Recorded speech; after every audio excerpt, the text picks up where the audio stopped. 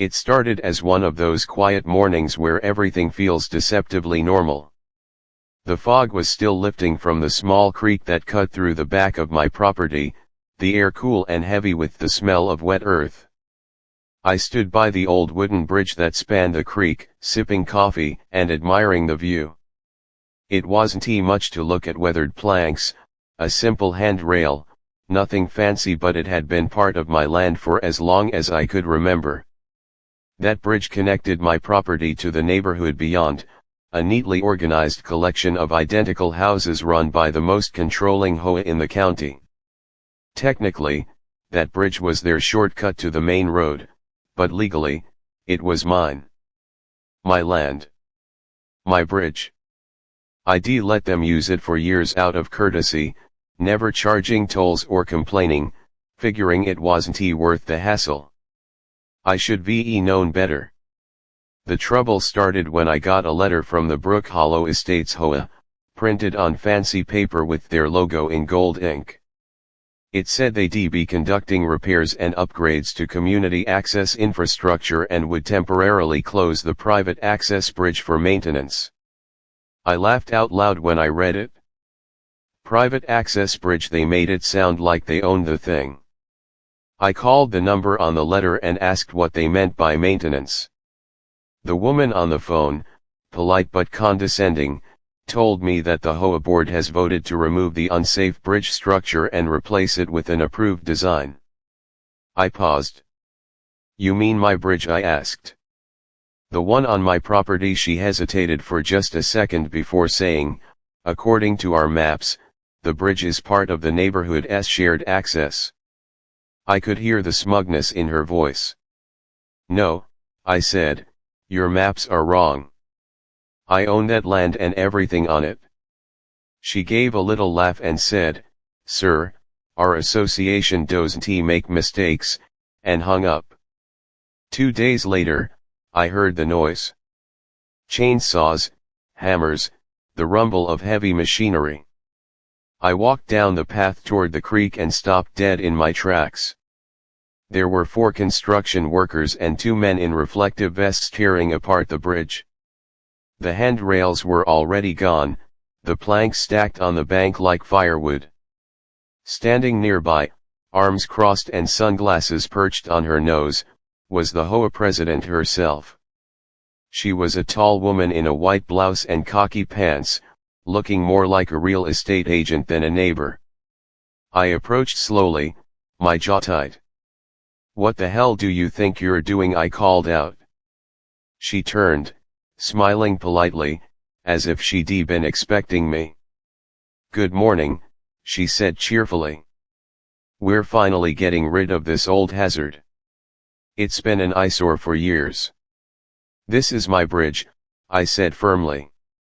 You're trespassing. Her smile didn't waver. Actually, the Hoa has determined that this bridge is part of our community property. You'll thank us when it's replaced with something safer and more attractive. I stepped closer, lowering my voice. You don't have the authority to touch anything on this side of the creek. I have the deed to this land. She crossed her arms. Well, maybe your records are outdated. We have the subdivision maps showing access rights. She gestured to the workers. Please continue. One of the men with the crowbar hesitated, looking between us. Ma'am, maybe we should make sure. I said. Continue, she snapped. I pulled out my phone and started recording. You're making a big mistake, I said. Every minute you're on my property is documented. You're personally liable for any damage. She rolled her eyes. Go ahead and call whoever you want. The Hoa has lawyers for this. I didn't argue. I just turned around, walked back up the path, and called the sheriff's department.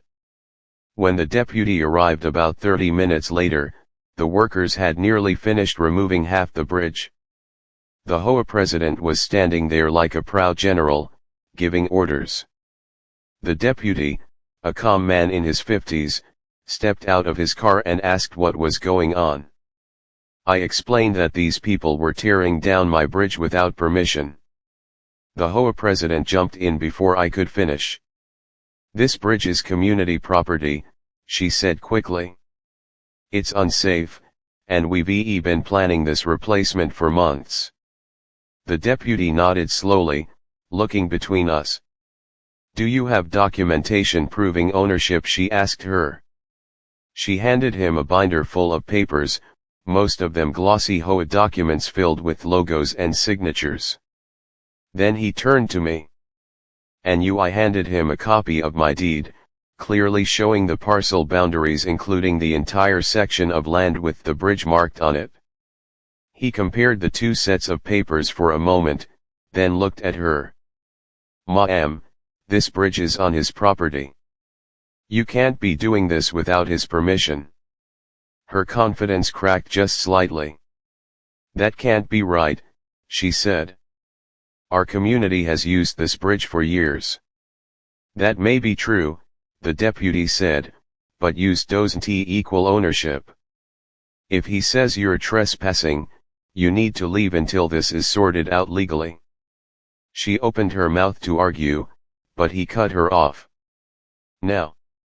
The workers stopped what they were doing immediately, backing away from the half-demolished bridge. She glared at me, the polite mask finally slipping. "You'll be hearing from our attorney," she said coldly before storming off. When they left, I stood by the creek looking at what was left of the bridge. Half of it was gone, but the post still stood firm in the mud like stubborn old bones. I felt anger, sure, but underneath that was something else, a kind of grim satisfaction. They thought they could bully their way through me like they did with everyone else in their little perfect community. They thought I was just some quiet guy with an old property next to their shiny homes. They had no idea what they just stepped into. That evening, I pulled out every document I had: deeds, maps, right-of-way records. I traced the lines with my finger, confirming what I already knew: not only did I own the land under the bridge, but the only road leading into their neighborhood crossed my property as well. The Hoa's entire access route existed by my goodwill. They'd been using my land for years without even realizing it. And now they'd given me the perfect excuse to make that problem known. As the sun set over the creek, I stood by the damaged bridge, the orange sky reflecting in the water below. I could still see their perfect little houses in the distance, the ones built too close together with identical mailboxes and manicured lawns. They thought they could tear down what was mine and get away with it. But they didn't know that I wasn't just their neighbor. I was the man who owned the only road they had left to reach the outside world. And soon enough, they were going to find out what it feels like when the road they take for granted suddenly closes. The following week, the Hoa made good on their threat. I started getting letters, official-looking ones, stamped with the Brook Hollow Estates emblem and filled with legal jargon meant to sound intimidating. The first one accused me of unlawful obstruction of community access. The second claimed I was endangering residents by refusing necessary infrastructure improvements. The third one was my favorite. It demanded I restore the demolished bridge at my own expense or face legal action. I read each one carefully, laughing a little more every time. They still had no idea how badly they stepped in it. The arrogance of that Hoa president was astounding. She authorized the demolition of a structure on private property and now thought she could twist it into being my fault. But I wasn't going to respond with anger. No, I had a better plan, one that involved facts, records, and a few strategic surprises. I started by calling my lawyer, a calm and sharp man named Daniel who had handled a few property disputes for me before. I told him everything, from the phone call to the demolition. He didn't even sound surprised. "Typical Hoa overreach," he said. "They assume authority until someone proves otherwise." I emailed him copies of my deed, tax records, and a video of the demolition crew working on my bridge. He took one look at the footage and said, "That's clear as day trespassing and destruction of private property. You've got them nailed." That was good to hear. He suggested we file a formal complaint with the county and send a cease and desist letter to the HOA. But I wanted to go further. I wanted to make sure they couldn't wiggle out of this with a fine or a fake apology. So I spent the next few days gathering every piece of evidence I could find. The original bridge blueprints were tucked away in my grandfather's old files. He had built the bridge himself decades ago, back when the neighborhood didn't even exist. Back then, it was just farmland and forest, and that bridge was the only way across the creek. When the developers came and built Brook Hollow Estates, they requested temporary access to cross my land during construction.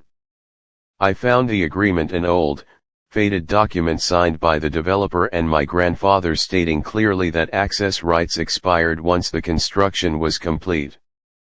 There it was, in black and white. The HOA's entire access route through my property had no legal standing whatsoever. Daniel helped me draft a formal letter to the HOA. It was polite, professional, and devastatingly precise. It explained that the bridge and road were on private land, that the HOA had no legal access rights, and that their demolition activity constituted trespassing and destruction of property. We demanded immediate compensation for damages and a written acknowledgement of liability. Daniel mailed it by certified post, and we waited. It didn't take long for the response to arrive.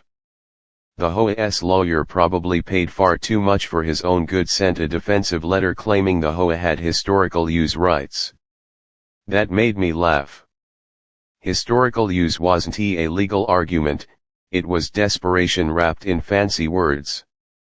But while they were playing lawyer games, I was talking to the county's land office. I wanted to confirm the exact property lines, and the clerk there was more than happy to help after hearing my story.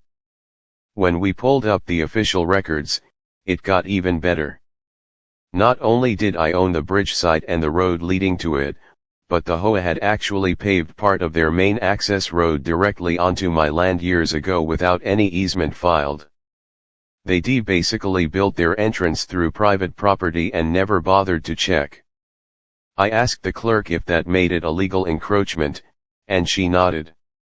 Technically, yes, she said. You could revoke their access at any time. I smiled. Good to know. That night, I went for a walk along the creek. The moonlight shimmered on the water, and the broken remains of the bridge stood like old bones jutting out from the mud. Across the way, I could see the glow of the neighborhood's streetlights. For years, they'd taken that shortcut for granted. Without the bridge, they'd have to drive an extra 6 miles to reach the highway. I didn't feel bad about it. If anything, I felt vindicated. They'd destroyed something that wasn't theirs, and now they were going to pay the price for it literally.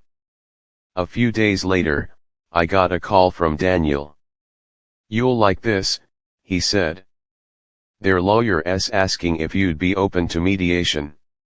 I laughed. Mediation? They're already in the wrong. What could they possibly offer me? He chuckled. Probably a weak apology and an empty promise not to do it again. "Tell them I'm not interested," I said. "They'll have to do better than that." And they did, eventually, but not before making things worse for themselves. 2 weeks after that call, I noticed construction vehicles parked near the creek again. I walked down there and, sure enough, a new crew was surveying the area. When I asked what they were doing, one of the men said they were there to prepare for bridge reconstruction authorized by the HOA. I almost couldn't believe it. They were doubling down on their mistake. I told the workers to stop immediately and showed them my property deed. They looked uncomfortable and said they'd call their supervisor. While they made the call, I phoned Daniel and the sheriff's office again. The deputy who came out was the same one from before, and when he saw the situation, he shook his head in disbelief. "Didn't I tell them last time to stay off your land?" he muttered. He ordered the workers to pack up and leave. The Hoa president showed up a few minutes later, fuming and red-faced. "You can't keep blocking community projects," she shouted. "You're isolating dozens of families." I looked at her calmly. "You isolated yourselves when you destroyed my property. You have another road, use it." The deputy stepped between us and told her plainly, "Ma'am, this man owns this land. If you or your contractors come here again, you'll be trespassing." End of discussion. She tried to argue, but he cut her off. "You're lucky he's not pressing charges today." She glared at me one last time before storming off, muttering something about lawyers and injustice. Later that night, I sat at my desk drafting a new letter with Daniel's help. This time, it wasn't just a demand for compensation, it was a notice of restricted access. Starting immediately, no Hoa member or affiliated person was allowed to use my land for any purpose, including the road that connected their subdivision to the highway. We filed it with the county to make it official. Daniel said it was bold. I called it justice. Within days, they were panicking. Cars backed up along the long alternate route, homeowners complaining about the extra commute. The Hoa sent desperate emails asking for a temporary access agreement. I ignored them. They had every opportunity to act reasonably, and they chose an arrogance instead. All I had done was enforce the boundaries they refused to respect. They torn down my bridge thinking it made me powerless. But in doing so, they exposed the truth that their perfect little neighborhood relied entirely on something they didn't own. And as I looked at the quiet creek under the pale morning light, I realized the irony of it all. They thought they could remove a bridge to prove their authority. But all they done was burn the one connection they had left to me, and now they have to live with the consequences, one long detour at a time. By the time the third month rolled around, the entire neighborhood was in chaos. The once pristine streets of Brook Hollow Estates now echoed with the sound of honking cars and frustrated drivers. The detour ID enforced had turned their 10-minute commute into a 40-minute crawl through winding county back roads. I'd driven those same roads myself once or twice just to see how bad it was, and I couldn't help but smile at the irony. The Hoa had torn down my bridge thinking they were asserting control, but now their little suburban kingdom was trapped, cut off from the world by their own arrogance. It wasn't out of spite that I kept the road closed, it was about principle. You don't destroy another person's property and then act like you're the victim. They needed to learn what it meant to respect boundaries, and I was more than willing to be their teacher. It didn't take long for the Hoa to realize how serious the situation had become. Their letters started arriving again, but this time they were full of polite language instead of threats. They talked about community hardship and mutual cooperation, asking if I'd consider reopening access while they resolved the ownership confusion. I didn't even bother responding. I'd given them every chance to act decently before they decided to bring bulldozers onto my land. Now, I wanted them to feel the weight of every arrogant word, every smug threat, and every false claim they made. One morning, I was sitting on my porch with a cup of coffee when a convoy of cars pulled up to the end of my driveway. Out stepped the new Hoa president apparently. The old one had resigned after being blamed for the whole mess. This guy was younger, more diplomatic looking, and clearly nervous. He walked up the path with his hands raised like he was approaching a wild animal. "Mr. Carter," he said cautiously. "I was hoping we could talk." I gestured to the empty chair next to me. Go ahead. He sat, fidgeting for a moment before speaking. Look, I know things got out of hand before. The board made some bad decisions, and we're trying to fix them. The community is struggling without that bridge. People are angry, and they're taking it out on us. I was hoping we could find a solution. I studied him for a moment. He wasn't like the others, no arrogance, no fake smiles. Just a man trying to clean up a mess he didn't make. You want to fix it? I asked. Start by admitting the Hoa was wrong. He hesitated, but to his credit, he nodded. You're right, he said.